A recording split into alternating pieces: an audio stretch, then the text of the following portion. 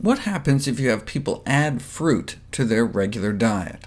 3 apples or 3 pears a day as snacks between meals on top of whatever else they were eating. Fruit is low in calories, but not zero, so if you add food to people's diet, even healthy foods, won't they gain weight?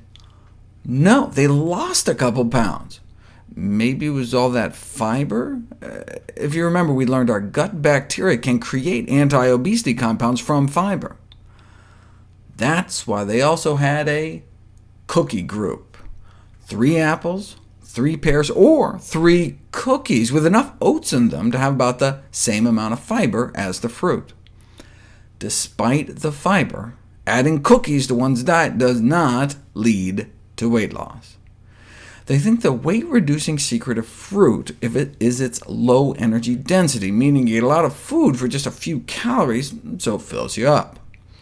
Energy density is a relatively new concept that has been identified as an important factor in body weight control in both adults and in children and adolescents.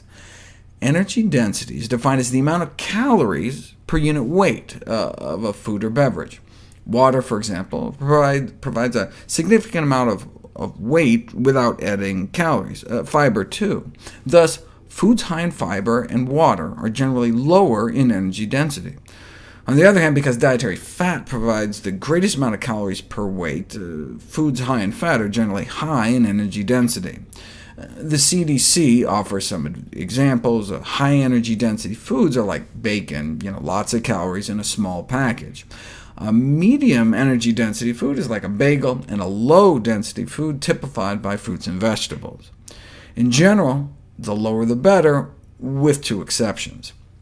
Soda is heavy, so heavy that by energy density it looks less harmful than it is, and nuts have so much fat they appear less healthy than they are.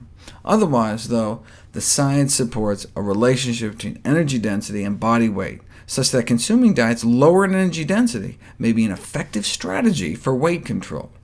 This is because people tend to eat a consistent weight of food, so when there's less calories per pound, calorie intake is reduced.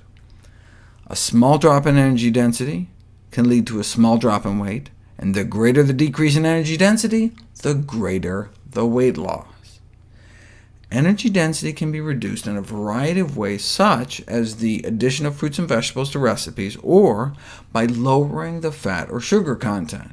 And indeed, that's how we evolved, eating predominantly low energy density foods, such as fruits, vegetables, plants, and tubers, starch-filled roots like sweet potatoes.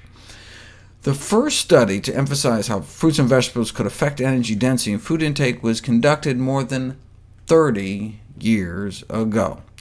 Researchers were able to cut people's caloric intake nearly in half, from 3,000 calories a day down to 1,570, without cutting portions, just by substituting less calorie-dense foods, which means lots of fruits, vegetables, whole grains, and beans, compared to a high-energy density meal with lots of meat and sugar.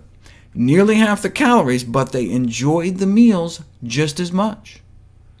They tried this in Hawaii, putting people on a traditional Hawaiian diet with all the plant foods they could eat. Lost an average of 17 pounds in just 21 days, resulting in better cholesterol, triglycerides, blood sugars, and blood pressure. Caloric intake dropped 40%, but not by eating less food. In fact, they lost 17 pounds in 21 days eating more food, 4 pounds of food. But because plants tend to be so calorically dilute, one can stuff oneself without getting the same kind of weight gain. And the energy density of foods is of interest for weight management, not only because it allows people to eat satisfying portions while limiting calories, but also because reductions in energy density are associated with improved dietary quality. For example, lower energy-dense diets associated with lower risk of pancreatic cancer. Lower energy density foods tend to be healthier foods, so we get the best of both worlds.